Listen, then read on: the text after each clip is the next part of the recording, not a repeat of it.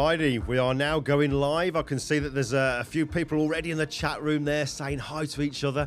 Folks, just do the usual. Those of you who know the score, just drop us a quick comment into the chat to say that you can hear me and that my volume is okay and you can see the countdown, all that kind of stuff. It does an aging man, it does his nerves a world of good to know things are working.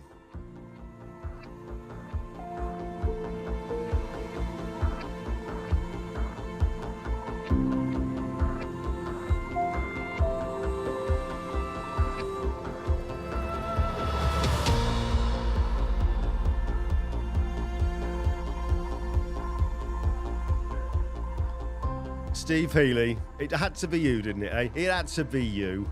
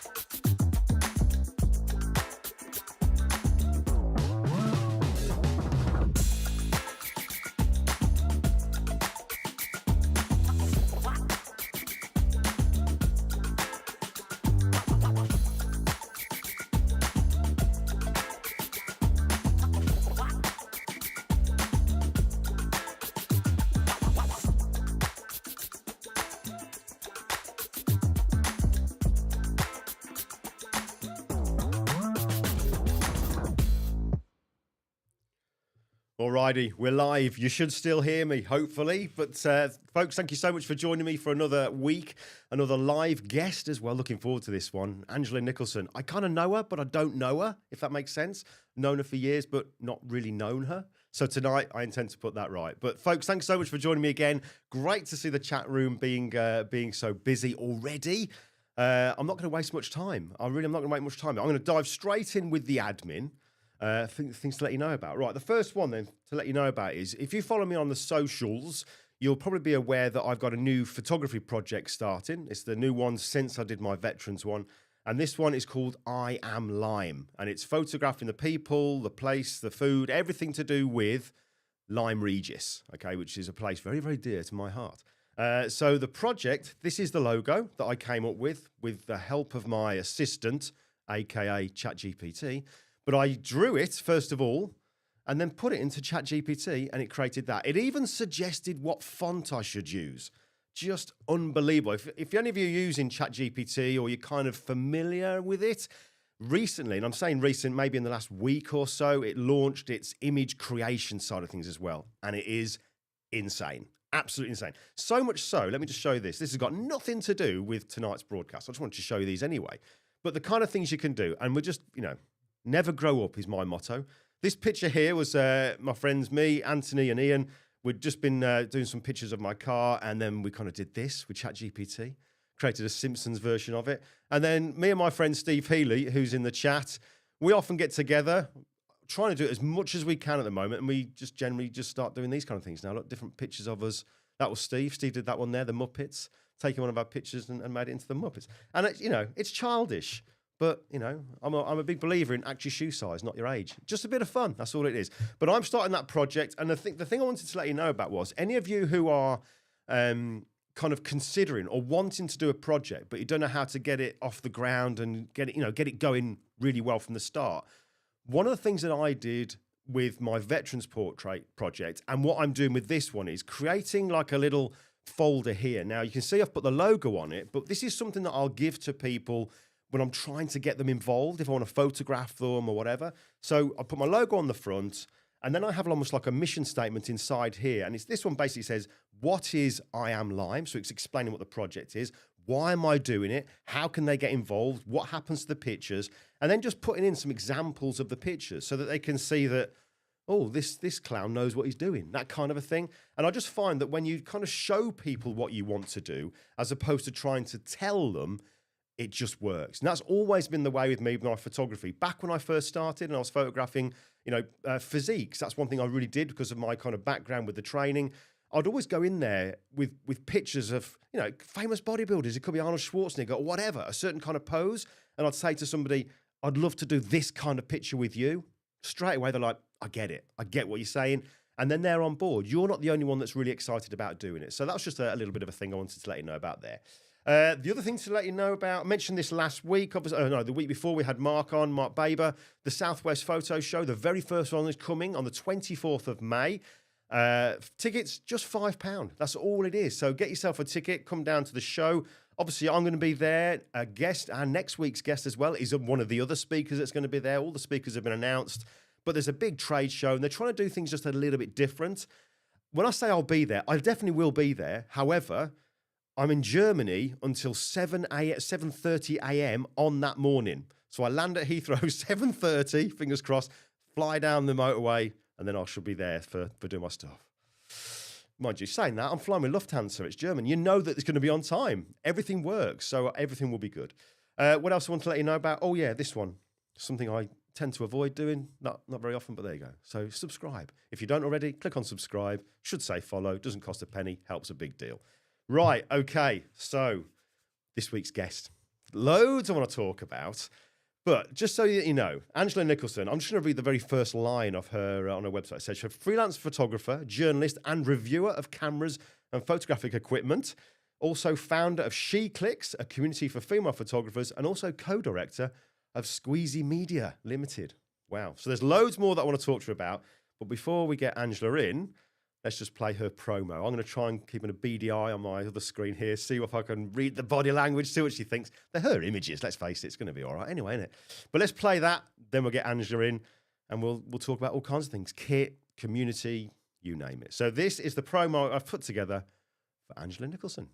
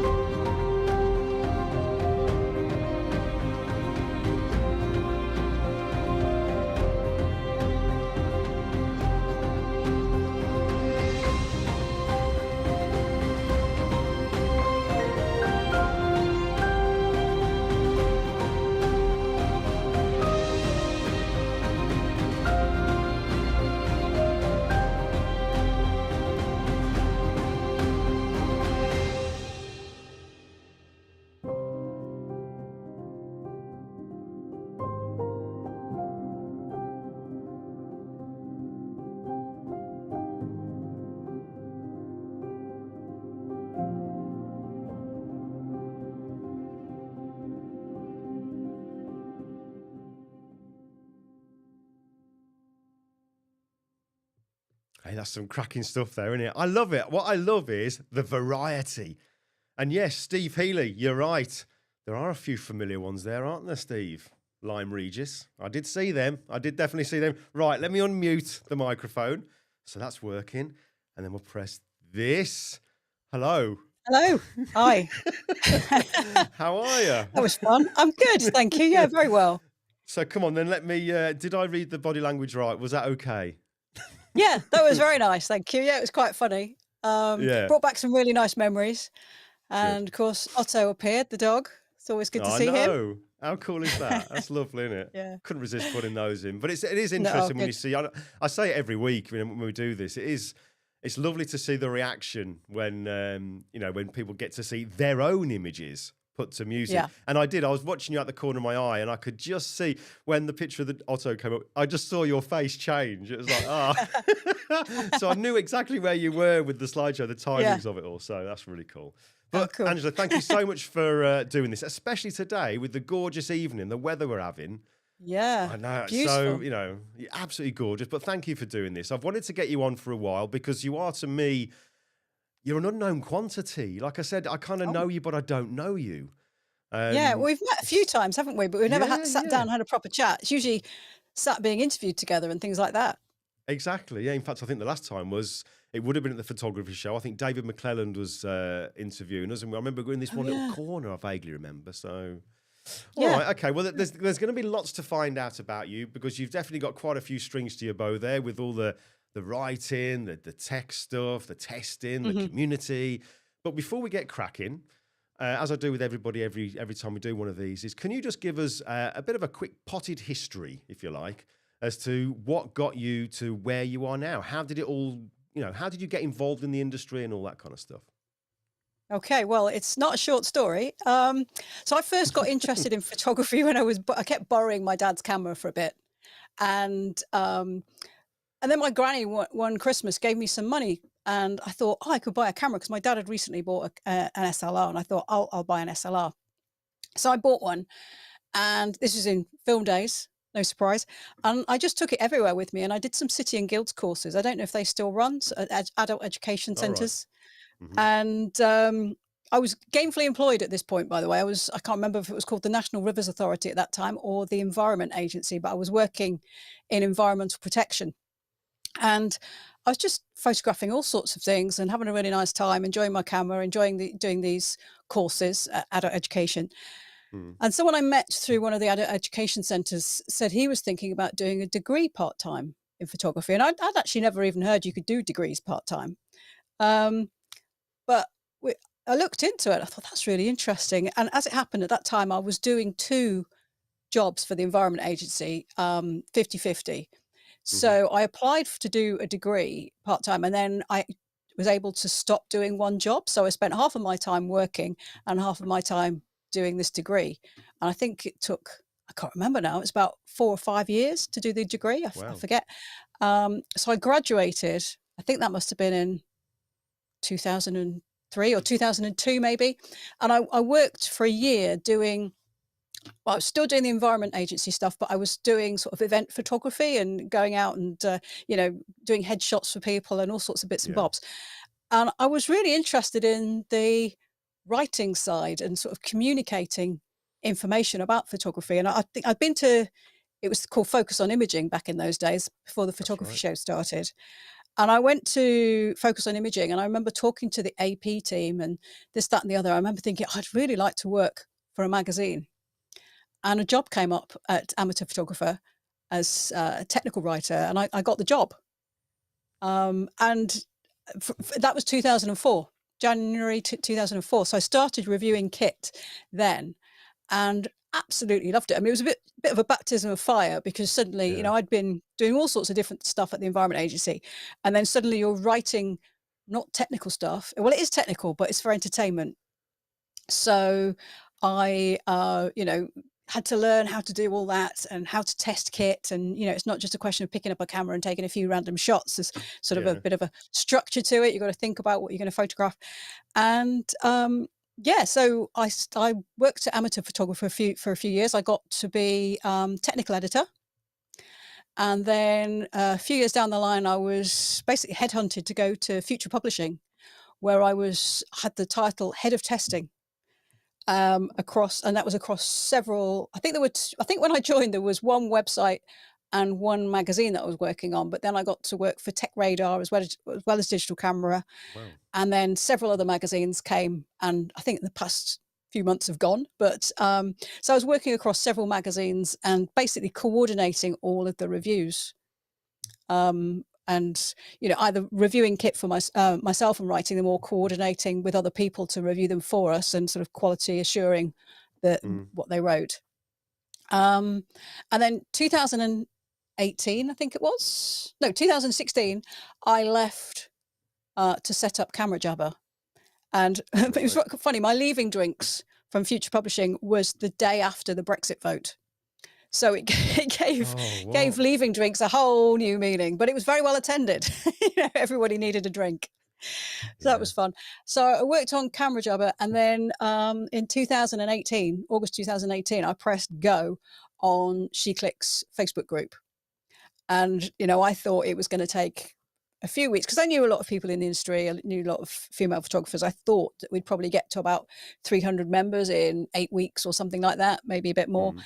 And we did that in 24 hours. So, okay, so there's an interest in this. And I thought, I'll start doing some free webinars when we get to 1,000 members, and that will probably be sometime next year. And we did that in about a month. So I had to, get my finger out and start organizing myself. And, it's just grown and grown and grown. And then last year, Brilliant. I left Camera Jabber, and now I'm focusing exclusively on SheClicks. I say exclusively, I still write for a few other people, but my priority is definitely SheClicks now. Wow. Okay. Well, Jesus. And so the actual day, the time when you put the Facebook group together for SheClicks, what was the date you said for that? It was the 5th of August, 2018.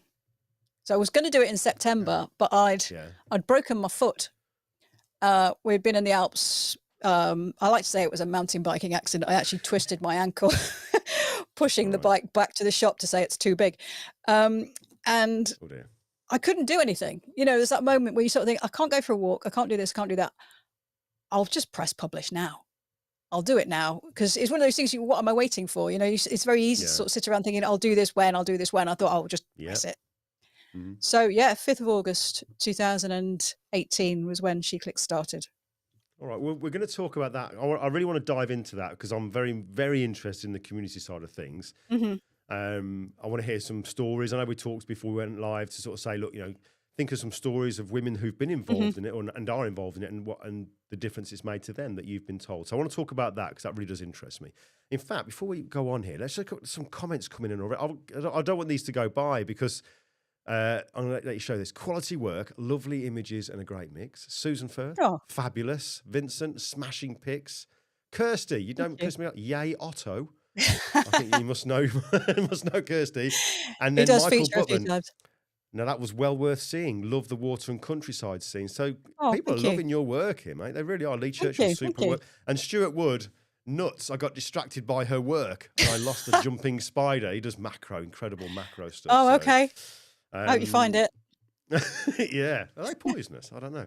And Don't think Kirsty says so. here, used to love your reviews. Used There to. you Oh, go. you can still see them on SheClicks. SheClicks.net. Oh, there you go. You can There still you see go. reviews. Thank you, though.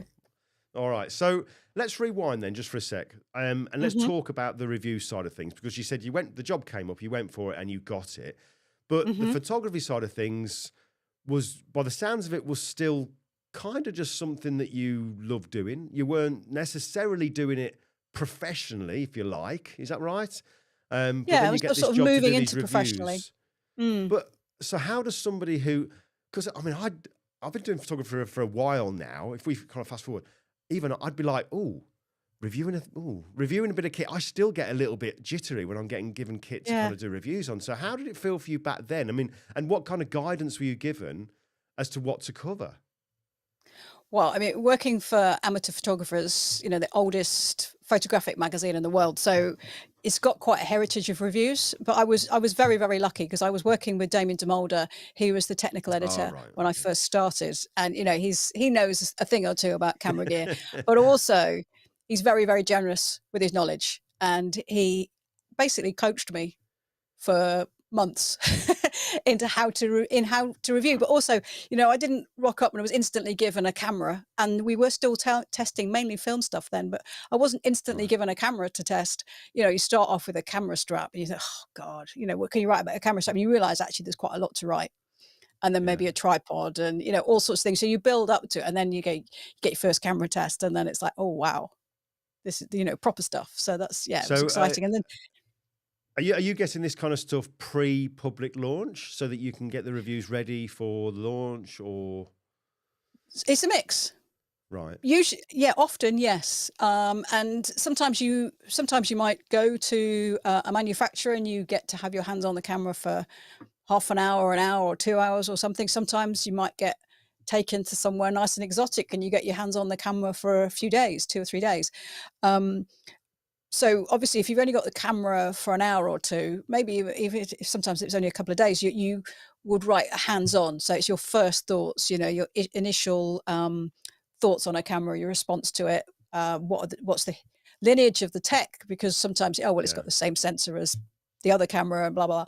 And then usually at a later date, if you get the camera for a bit longer, then you can write a more in-depth review, and you can look at things in a bit more detail, because you might form a quick opinion, but actually once you've used something for a while, you think, actually no, I really like this, or oh, that's a bit odd, or you find out what the noise response is and things like that. Yeah. So when we think back to when you first started doing it, you said there that a lot, back then we were doing a lot of the film stuff still. So Yeah. 'cause it's hard because time does race by, and I lose track of when things came out. I think my first digital camera, was a Nikon D200. Hmm. That'll give you an idea as to when I kind of Yeah. started. So did you were there for the transition from the film over to the digital? Yeah, definitely. Wow. I think, let me think, the Canon EOS 10D had come out, and that was the first time I thought, oh, this is a camera I want to buy in the digital realm. I think we'd had a compact camera, digital camera, and they were ridiculously expensive, but it was the first one I thought I can see that it's got a sensible range of features. It's a price I can afford. And then I sat down and I worked out how much I wouldn't be spending in film or on Yeah. film if I used that. Yeah. And I thought, right, I'm definitely buying I'm that in. camera. Yeah. Yeah, I was actually, 100% from then on. I have occasionally shot film, but I don't I'm not one of these people who gets misty-eyed about it. No. I'm a digital convert. I love digital photography. I Yeah. like the fact I can noodle away with images on the computer, and if somebody opens the door, it's not all ruined, and I can go and have a cup Yeah. of tea, do 3 different That's it. versions, all that sort of stuff, so Yeah. I doubt yeah. I'd be doing. I don't think I would be in the industry if it hadn't gone to digital. Because Right. I love all my gadgets and stuff like that, but it was the digital side of things that I really loved. Because Yeah. my only experience of film wasn't like a really decent camera that you put the film into. It was just like one of those little things that we used to put those cartridges in and have like a Oh, really yeah. 24 exposures on it. And I've said it Yeah. before, all I would do is go down to Boots down in my local city where I lived in Lichfield in Staffordshire at the time, and I'd go and give it in, it'd do an hour turnaround, and I'd be outside waiting. And when you get it, 24 of them back, and you got like maybe 2 that are any good. Yeah. Do you know what I mean? And so, Yeah. yeah. Yeah. Very different If that's- experience. yeah. Oh, I couldn't have done it. I've had friends who were wedding photographers. I remember a guy called Steve who was a wedding photographer, and he used to Hasselblad, a film one. And I think he had like 12 exposures, and he used to go Yeah. to a wedding with elastic bands up his arm. So when a reel finished, he'd then take the band off, put it over the film, put that in the bag, get another film, and just no Yeah. chance. No chance could Yeah. I do that. No chance. No, keep track of how many he'd used. But Oh, I had an yeah. enlarger at home. I didn't have a dark room. I had a room that I could make into a dark room by, blacking off the windows. Not the Yeah. bathroom, actually. Although I think I did do it in the bathroom a few times. And then just transitioning to digital was just like, oh, right, yeah, I'm getting rid of that now. Yeah. And at college, I was really lucky. We had a fantastic black and white dark room, but also a color one. So I really got Mhm. into color. I think I was a bit awkward because I think a lot of people go on about, I do love black and white photography, and people sort of shied away from color because it's that bit trickier. But I really enjoyed the control that you got. And yeah, I really relished it. Yeah. Good stuff. Is there any kit, if you think about the time that you've been doing it and fortunate to get your hands on all this kit, regardless of when it was, is there any kind of kit that you remember really all of a sudden it was like, whoa, now things have changed? Yeah. What you're nodding. So what kit was that? Well, I'm going to cheat and say there's 2, or technically Okay. 3, actually. There's 2. Firstly, it was like the first mirrorless camera, the Panasonic Lumix G1. Because Right. when that came out, I mean, there was a lot of people just didn't get it, but instantly I could see where it was going to go. And this is the thing, people, it's often sort of just say, oh, well, that's it. It's never going to develop anymore. But you could just see how this thing was going to go. And the idea of it wasn't the best electronic viewfinder, but it was a decent one. It wasn't like the ones you'd had in earlier bridge cameras. I remember one time writing that using this bridge camera was like looking down a toilet roll tube at a CCTV screen. It was just a bit too far away. It was actually a decent view. And the possibilities of it really excited me. And yeah, so that was good. And the fact it could Yeah. be a bit smaller, lighter, and just being able to see what you were going to get before you shot it, that preview. Yeah. And then connected to that was when the Sony A7 and A7R were launched. So that was, first full frame cameras. And I distinctly remember, I think it was a bit odd because Sony had actually announced it, and then they did the journalist briefing about it like the day later or something. And there was 2 podiums at the front of the room with tablecloths over them. And halfway through the presentation, or well, just they were starting they whipped them off. And it was just a UK press there, and we all kind of went, oh. And that was about as much, that's as big a response as you're going to get from UK journalists, to be honest. And I think some of the Japanese guys from Sony thought we all hated it because they were used to American audiences just being a bit more enthusiastic, Yeah. And I think their agency was having to say, no, they love it. They love it. It's just they're British, they don't get so excited. But it was that they were both surprisingly small for full frame cameras, and the promise of, again, the high resolution of the A7R and the response of the A7, you could just see everything had leapt forward. And those Yeah. 2 cameras are really credited with kickstarting mirrorless photography globally, because suddenly in countries where people hadn't taken those cameras seriously, they did. You know, Yeah. they could see it was actually for, real photographers. Absolutely, yeah, yeah. All right, So so it's a those three. good yeah, absolutely. All right, okay. So obviously, being somebody that's kind of in the know when it comes to the kit, then and what have you. Hmm. I mean, what do you think about all the way things are going with all the AI? Do you see AI being put more into cameras, or do you think or do you think camera manufacturers now are kind of struggling to look for things to do with their cameras? Do you think it's getting to that point? Because obviously, mobile photography is becoming more and more popular, and it's very hard for traditional camera manufacturers to compete against that when the mobile photography market is kind of growing. What do you think? What's your thoughts on that? Well, in a way, I mean, I think there's probably more AI technology used in the average smartphone than in a camera. But Mm.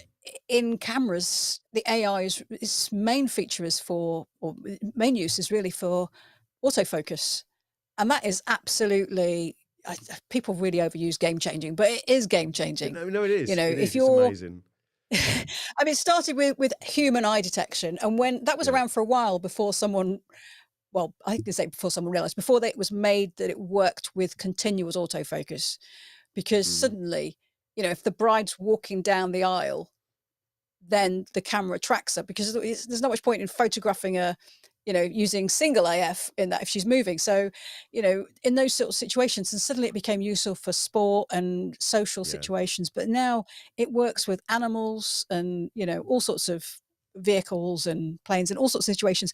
And it does that thing where it can prioritize. So, you might set it to aeroplane mode and it'll look for the fuselage, but then it can zoom in to the cockpit. And then, and with cars, it'll do the same sort of thing, but then it jumps to the driver's eyes and stuff like that. So you've always got the most important part of the scene in focus. And I think, that's so liberating as a photographer, because suddenly you're Mm. not worrying about the technology. You let it do its thing and you can concentrate Yes. on taking the shots, Yeah. and framing it as you want, and knowing that you don't have to worry about sharpness because it's there. And you Absolutely. can Yeah. think more about color and exposure and get the image that you want, rather than, worry too much about replicating the scene exactly as it looked. Yeah. It's an interesting discussion because very occasionally you'll see maybe, how can I phrase this? Maybe people who are a little bit stuck in the mud when it comes to the technology and what have you, Hmm. and they maybe were anti-digital and they think your only film is the only way to be a real photographer. But when it comes to things like the auto AF and the quality that it can do now, it's just insane how it can track. I mean, I remember when the A7, the Sony, the A7R5, I think it was. You'll be able to correct me on this, but when that first Hmm. came out, I think that was the time when they had that new AI sensor, and it could almost predict where Hmm. the arm or the leg was. It was just insane. Yeah. And there were some people kind of up in, oh, it's making Yeah. it too easy. But I mean, my opinion is it's not, because no matter how good the technology is, it's what's here is the photographer, isn't it? Do you know what I mean? The Yeah. composition, the idea, all Yeah. that kind of stuff. So just had to say that. That's Yeah, my that's thoughts. it. You still got to be good at seeing a picture. But I mean, I don't have a problem with, for a lot of people, probably the vast majority of people, photography, is something they do because they enjoy it. And it doesn't really Yeah, matter whether that's a digital camera or a film camera. It comes down to what brings you the most pleasure or what you feel most comfortable with. For yeah. me, it's digital.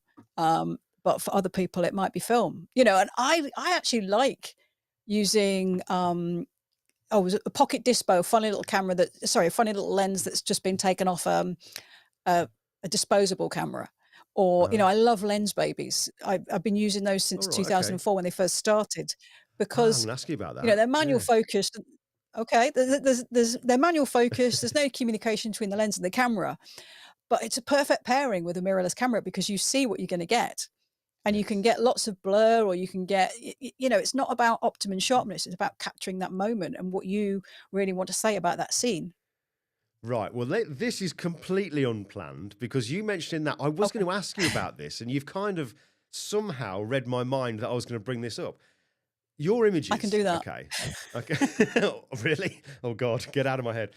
Your images. There's some there. When I was putting the slideshow together, I was like, "Gosh, I really like that." I mean, is that editing, or are you doing it during the capture? So let me give you an example, and you know what's going to come up. Yeah. So I think this one here looks like it could be one. That one there. Yep. Definitely. And this one here, and I think I saw it on the cob. There we go. Yes. Yeah. Did I see it on this one as well? No, I didn't see it on that one. All right, so that there then, I was going to say, when we started, I had no plans on my little crib sheet here to actually mention about certain images. But now that you've said that, let's just quickly mention about these images then. So what you're saying to me is that's not editing, that's the Lens Baby. Yeah, so that is with the Lens Baby Suite 22, which is a full frame lens. I mean, that one, obviously I've shot that at 16:9, or I've cropped it to 16:9. Yeah. I have added a little more vignetting to that. It does vignette a bit, but I'm quite keen on vignetting, so I probably added a bit more. So what you get with the Suite 22, it is, as you might surmise, 22mm lens, and you get just a central sharp area. And unlike some Lens Babies, you can't move that around the frame. So the sharp bit is at the middle. You still have to focus manually. And so actually it's quite nice because you chuck away, or you don't think about, rule of thirds is pointless because it'll be out of focus. So, your subject is in the middle or close to the middle. And it's just seeing what works within those constraints. And I find that quite liberating, actually.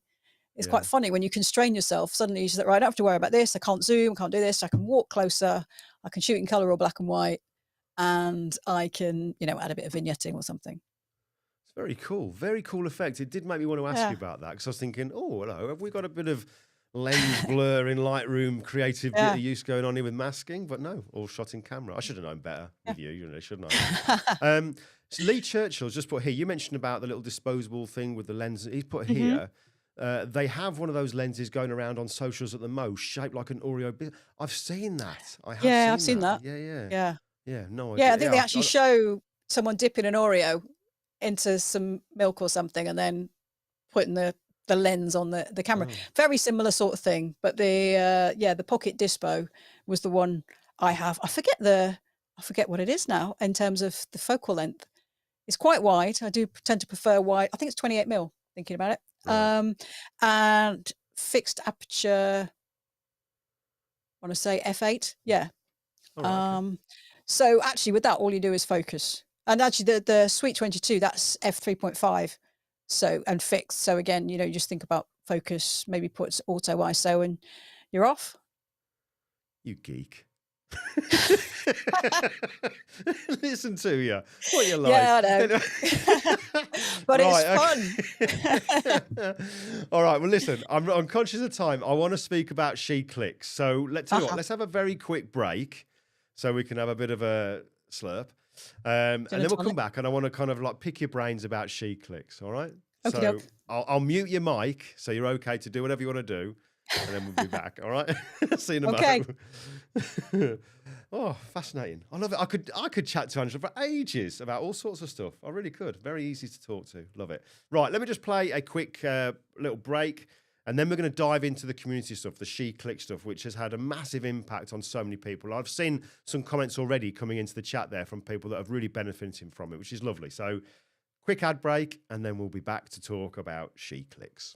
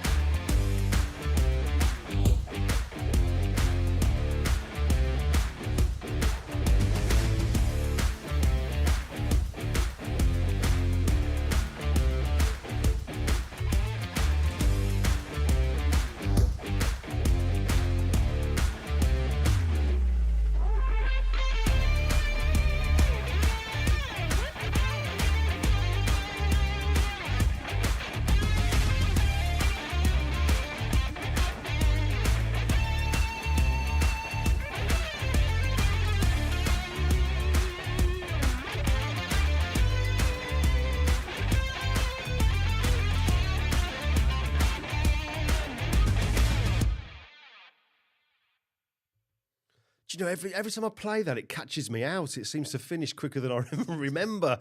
Good to see Joel in action there, rocking the FJ800. Right, let's get Angela back in. Microphone is unmuted. Yeah, so you should still be able to. We should still be able to hear you. Yes, I hope so. Cool. Right. Okay. Good. Right then.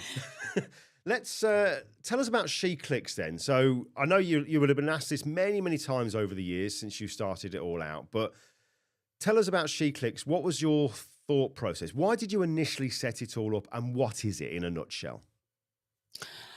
Okay, so my partner, he kept saying that I should do something for female photographers when I was involved with setting up Camera Jabber. And then I was talking to the guy who runs Lens Baby now. He kept saying to me that, yeah, it'd be really good to have a community in the UK, like some of the communities that we've got for female photographers in America. And I kind of, okay, you know, and a website didn't seem like the way to go, because having worked on Camera Jabber, I know how, you know, how much work that is, and you're sort of going for a niche and then a niche and a niche. But at the same time, Facebook groups started to become quite popular. And I was talking to the photography show team actually, and they said that a third of their followers on their Facebook page were women. And I thought, well, at that time, if you went to the show, there wasn't a third of the audience there were women. So it said something about how women maybe like to communicate or like to form bonds and friendships. So I decided to make it a Facebook group. And after I'd been running it for a year, I decided that I launched the website, because then suddenly you've got a bit of an audience, so it makes sense to have a website. Thank you for that. And it was, I set it up because I felt that there was a lot of women doing great work in photography, but it wasn't really being recognized in the same way, and equally as men's, and equally that they didn't necessarily know that they wouldn't just be discovered. You have to put yourself out there to be seen. And, you know, because I was working on the magazines, I just saw lots and lots of men's photographs and thought, well, you know, that's great, but where are the women? What are they doing? And I wanted to get them discovered. I did a photo walk one time at Wilkinson Camera's Digital Splash. And generally, when I led a walk, it was 12 people, and there'd be 2 women and 10 men. And then there was one where there was 10 women and 2 men.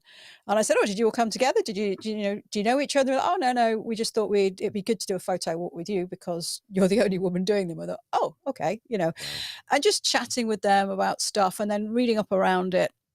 There's anecdotal evidence that women like to learn from other women. And I think it's noted that girls learn better when they have female teachers for some reason, and they learn better together. So it seemed like a really good way of perhaps trying to encourage more women into photography, and also more women to stay in photography, whether that's as a hobby or as a profession. So, you know, I wanted to create this space where women could ask questions and not be slated. I have been a member of lots of Facebook groups based around kit, as you might expect, you know, the whatever, blah, blah. And I just thought, oh God, it was just so painful when somebody would ask a perfect innocent question about what lens should I buy to go with this camera, and think, "Oh, you don't want to talk, you know, why are you asking that question? Google it, do this, do that." And just some people were really awful. And I thought, and I hate to say it, but, you know, generally those comments were coming from men. Yeah. And I feel really, I don't know any men like that, but there always seems to be that kind of like 1% who manages to represent the whole of that gender. And it's just really unfortunate. So I thought, okay, well, we'll set up this group and see where it goes. And the answer was, you know, it turned out to be really popular. And we've got over 14,000 members in the Facebook group now. And we've got a website, which is pretty. Wow. Okay. So yeah, it's an active group as well. You know, there's always people sharing images, asking questions, celebrating. You know, I'm really keen on people celebrating their successes and saying, you know, whether it's I've got an image in a competition, you know, shortlisted for a competition, or whether it's I've just taken this picture that I'm so happy with, or I've finally worked out what aperture priority is. Because I don't know about you, but I wasn't born with an innate knowledge of what photography was all about and what apertures meant. So, you know, I think we should all celebrate when we finally that penny drops and you work out what it is. And this year, I don't know if you know that the World Food Photography Awards, the shortlist has just been announced, and the judging is next week. And it's just been so lovely to see so many SheClickers say that they've had a photograph shortlisted. And some of that, in some instances, they only knew to apply because I post and sort of say, come on, this is a really great competition, or, the entry time is now, go for it. And because other women have posted saying that they got shortlisted, it just encourages more and more people to enter. Wow. So this SheClicks, and we're not talking about something that is restricted to the UK. This is a worldwide thing now, and you're getting women from all over the world which are joining SheClicks. Yeah, absolutely. I mean, it primarily is the UK, but then second is USA, and then kind of like rest of the world. I mean, we've got people from Japan, we've got people in Norway and Denmark, all sorts of places. France. I'm not just going to list every country in the world, but loads of countries. Well, by the sounds of it, you'd be here for a long time with 14,000 in the Facebook group. And we've had meetups in all sorts of different countries as well. So that's really fantastic. So it is global. I was going to say about that, because when it comes to the community side of things, I mean, it is brilliant, and I want to talk about the importance of community and what it really means. But I was going to ask you, with SheClicks, yes, there's the Facebook group, and yes, there's the website. But you said you've briefly mentioned there that you do have meetups. So what kind of activities do you kind of arrange and are put together for women who are involved in SheClicks? All sorts of things, really. I mean, typically we just say, right, let's go to this place on this day at this time, and we'll take some photos. These are the opportunities that place represents. Now, in the UK, the Southeast has got a denser population, so we often get the biggest turnout in those sorts of areas. And I often go to those ones. I'll say, I'm organising it, and we just turn up. It's very relaxed. People walk around taking photographs together. People split into little groups and take photos together, or we always meet for lunch, meet for coffee. Cake is quite important in a SheClicks meetup, and have a chat, and people can ask questions in any meetup. Yeah, true. And, people say, I can't understand why I'm not getting this photo, or somebody will say, oh, I took this, so I'm quite pleased with this. And oh yeah, that's amazing. What did you do? How did you get that? And so it's a learning opportunity, but it's not a workshop. And somebody, all across the world, people will say to me, I would like to do a meetup. And so, I just chat with them, say, so where would you like to meet? Where can you go, and what date and time? And then I will put an event on the Facebook group and on the website, in the members area of the website, which I say, it's all free, by the way. And sometimes, if somebody's trying for the first time to have an event, say like, Ada in New York's been wanting to have a meetup for ages, and like she's been to a few where it's just been her, and then suddenly you get one where somebody else turns up, and then somebody brings their friend, and it just kind of grows, and then you've got a local community. And we had a meetup. I'm trying to think when it was. I think it was last year in Merseyside, and there was about 40 of us. And there were people who realised that they just lived the next street down from somebody else, but they'd never met. And then suddenly they've got a buddy they can go out and take photographs with, and they feel more comfortable because, you go out. If you want to go out and photograph the sunset, you're out until it's dark, and not everybody feels comfortable walking around with camera gear or by themselves at that time. So, suddenly they've got someone to do that with. So it's about forming friendships. And I think that's possibly the most important part of a community. You've read my mind there, because I was just going to ask you, with all that SheClicks offers, and I'm looking at the website here, there's all sorts of webinars, events, you've got exclusive special offers and discounts for members, a blog, and all that kind of stuff, and the meetups. But out of all of that, what do you think is the biggest thing that members get from SheClicks? Do you think it is the fact that they're meeting up with people? There's a community there, as opposed, they could forget the benefits. It's the fact that we're meeting up with people and making friends in this. Do you think that's the most important thing? Yeah, without doubt, the friendship. I mean, when I set up SheClicks, I kind of felt I was setting it up to do something for other people. It didn't cross my mind that I would suddenly make a huge number of friends, and really good friends too, the people that I really enjoy spending time with, or if I can't spend time with them, we message, we chat. Yeah. So, and there are some SheClickers I probably chat with quite regularly, but I don't know, I've never actually met them, but it's that friendship is the most important thing. I'll say, but when you do eventually meet them, it'll be so easy though, won't it? Because you and that is one of the, there's so many negatives about social media, and I've got the opinion that social media is on its way out anyway. You know what I mean? I really do. But the benefit, if you're looking for one, is the fact that you can communicate with somebody, and when you do meet them, it's easy. It's easy, a much easier thing to do. Yeah, you just ask, how did that thing go that you were talking about the other day? Oh yeah, it's great, so it's that friendship and it's that connection. I think we all as humans really need a connection, and being able to share a common bond in enjoying photography, trying to work out what it's all about, trying to get that that thing sharp or correctly blurred as much as you want it, and all that sort of stuff. It's that shared endeavor. Yeah, I know. Now, I want to keep this positive, but because I know that me and you have spoken about one thing in particular that was just a little bit negative that you experienced, and it was like, whoa, I think that guy forgot that he was actually in front of me there. That one. We'll talk about that in a moment. Yeah. But let's just talk again. I want to keep on track here with the positive side of this, because clearly this is benefiting a lot of people. Out of the time that you've been doing it, there must, like I said, with the kit, what kit has stood out? But with SheClicks, what kind of stories or kind of life stories have you heard from people that's maybe, wow, I didn't realize that this would affect them that much? Are there any kind of success stories, is what I guess I'm getting at, that you can immediately think of that people have benefited from? Well, I mean, it's easy to say that people who are transitioning or have transitioned to become professional photographers are a success story. And, that is fantastic. And they're doing something they really, really love, and they're making money from it. So that is absolutely brilliant. And they said that it's the support. Sometimes it's been the webinars that have given that bit of information, but it's that kind of those little pushes and nudges that you can give a friend, or those bits of support that can really help. But also, I think I don't want to sort of devalue the people who do it because they love it for their, for enjoyment. They're enthusiasts, they're hobbyist photographers. And the fact that they are entering competitions that they didn't enter before, that they are taking pictures that they didn't take before, and they're really happy with them, and they're enjoying their photography, and they've got somewhere they can come and celebrate when they've taken a great image, or they can ask for constructive criticism, and it is constructive criticism. It's not someone saying that's rubbish and that's it. It's someone actually trying to help someone. I've forgotten what the question was, but that's do you know, I'm going to bring up, there's a couple of comments, excuse me. There's a lot of comments coming in here, and there's one person with the handle of Pink Panther that is really kind of clearly a member. They've put cake is very important for SheClicks meetups. In fact, locations for meetups are chosen based on availability of cake. Well, there you go.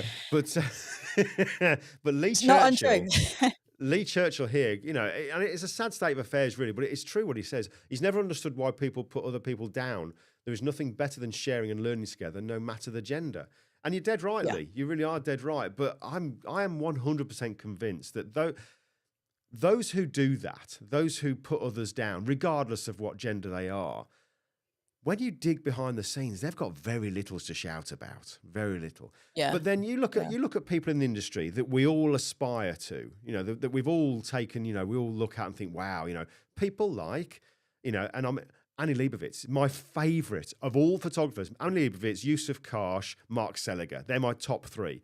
But then people that I know personally, that I have, that are very well known, I love, amazing work, Joel Grimes, Joe McNally, people like that.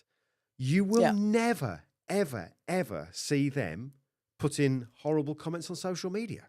You'll never see it. Do you know what I mean? It's just the way things are. So I'm a big believer. I mean, I sometimes you get that kind of social media right. Do you know what I mean? When I've had comments before now, and I've done a little bit of digging, and then you find their portfolio, and you're like, okay. Yeah. Do you know what I mean? On YouTube, they say something snidey, and you go and say, okay, so you've never posted anything. Okay. Yeah.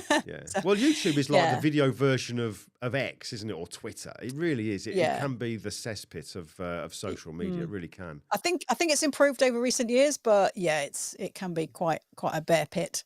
But I mean, the other thing is the question. Actually, hold on. Let's backtrack. The question I was going to ask, the question I asked you was, without naming names, can you think of a couple of women that are members of SheClicks that they've said to you something about what the memberships have meant to them, what it's done for them, that you've gone, wow, I just didn't see that coming?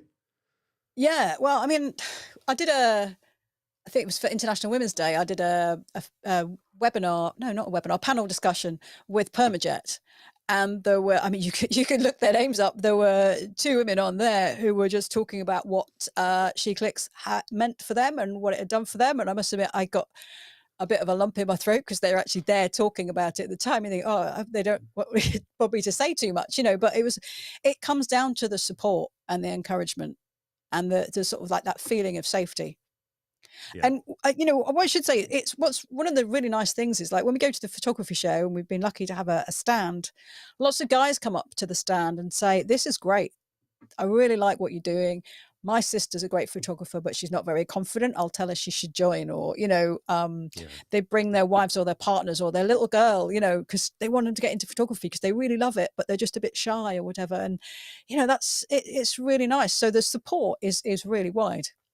Yeah, and this is what we were talking about before we went live, wasn't it? It's a case of, this is a community because it's just human nature that we are naturally attracted and drawn to people who have a similar belief as us, a similar interest as us, or they're similar to us in some way, be it their ethnicity or whatever.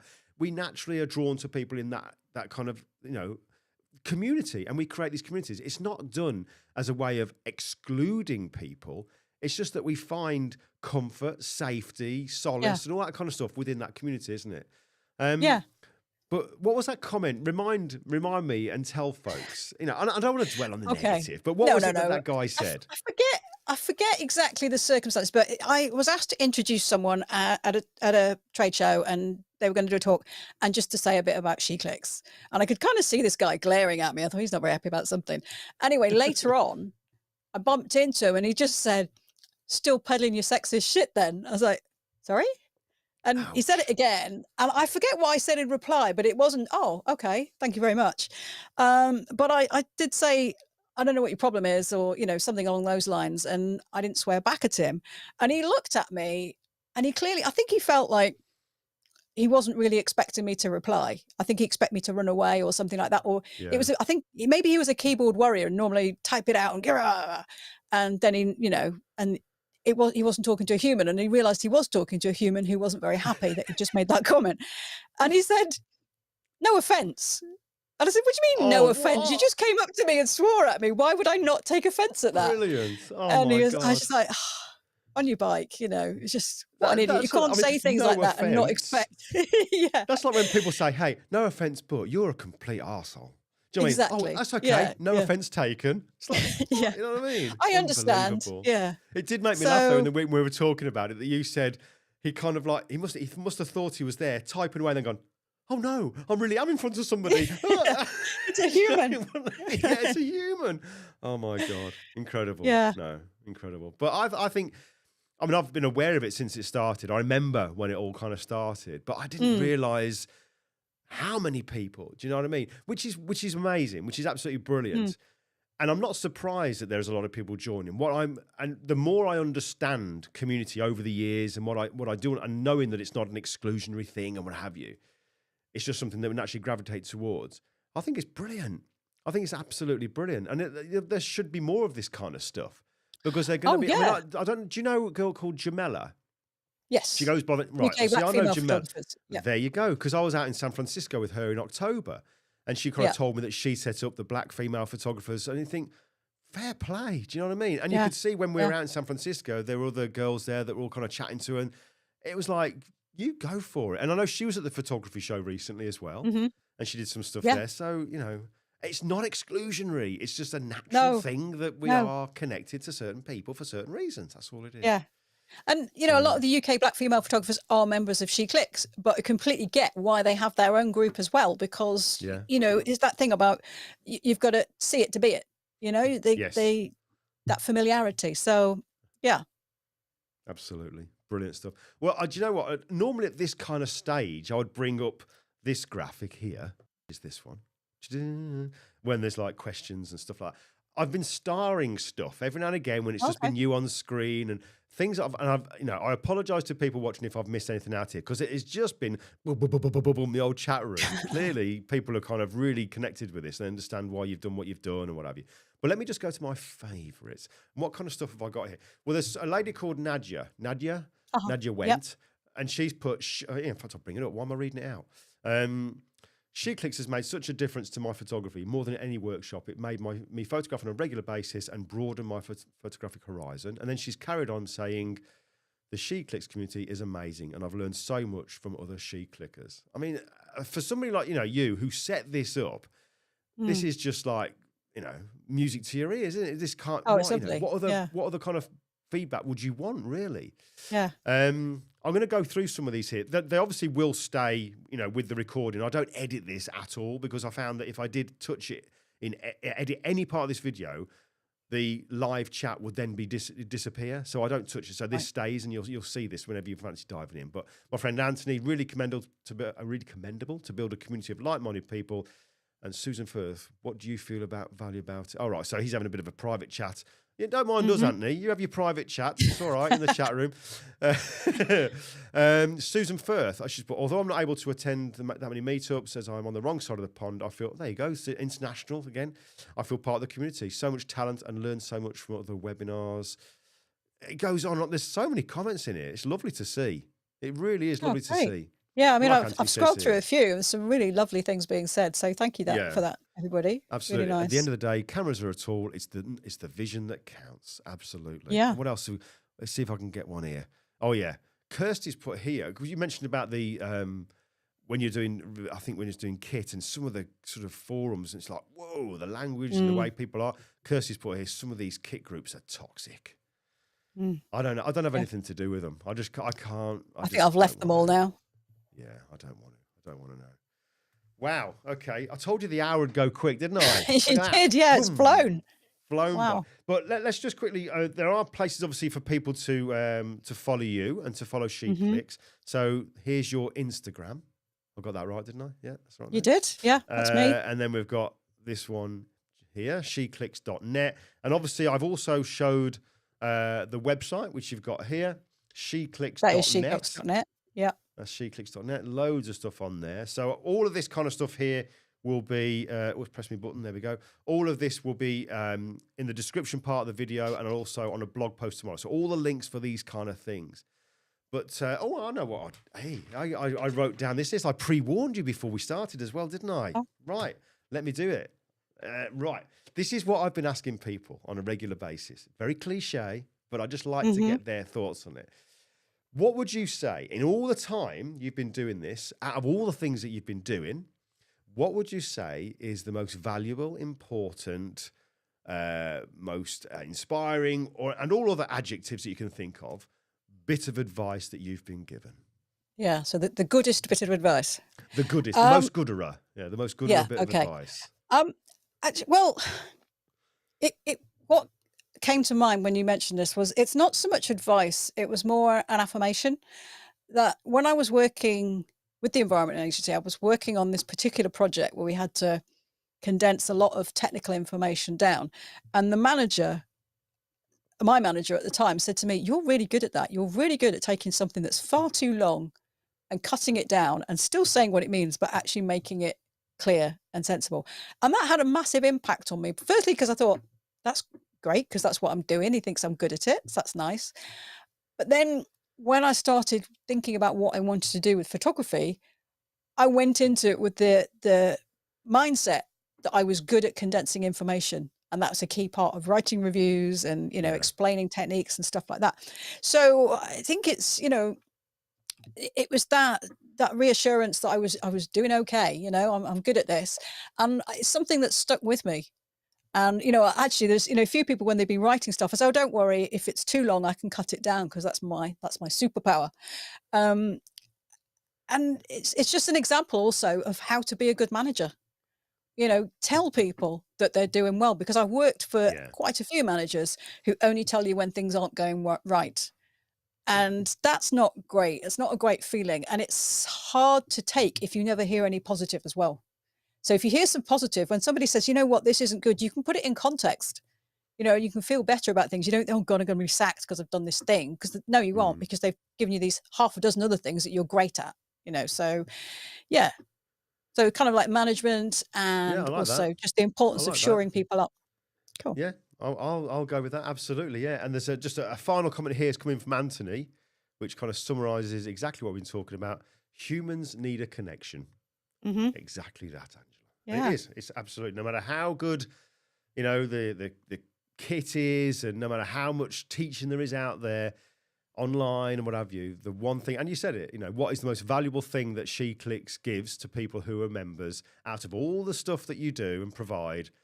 It's the fact that you have that friendship, that meeting, that community. That's the most important thing. Everything else could go, but SheClicks would still remain because it's the community that's where the strength is. So wonderful. Music to my ears. Love it. I just love it. Great. I love it. Because I am working on something. That's why I'm out in Germany in May again. So I was recently there. There's another reason why I'm in Germany in a couple of weeks' time, because I've kind of invested. I'm building up this photography community thing, and it's a worldwide thing that people can join. Cool.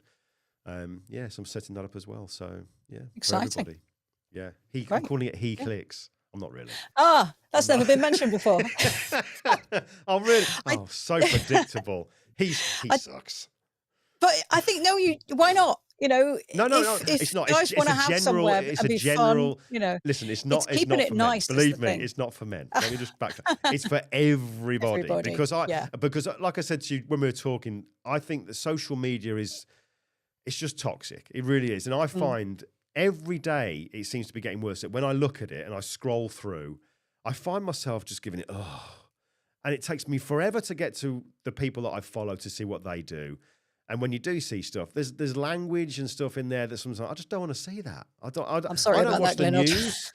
Yeah, tone it down. I don't watch the news because I find that when I used to in the morning, it would set me off in a bad tone for the day. And I'm finding that social media is having the same thing. And I don't think I'm alone with that. I think there's a lot of people that feel the same about social media. So that's why, and it was such in jest. The reason why SheClicks has kicked off, the reason why I want to set up there's loads of communities being set up. My wife, nothing to do with photography. She's now involved in a community. It's called Scribe Hound, and it's gardeners. And there's people like Monty Don, Alan Titchmarsh. They're writing content for it, but there's a community, and she's now involved in that.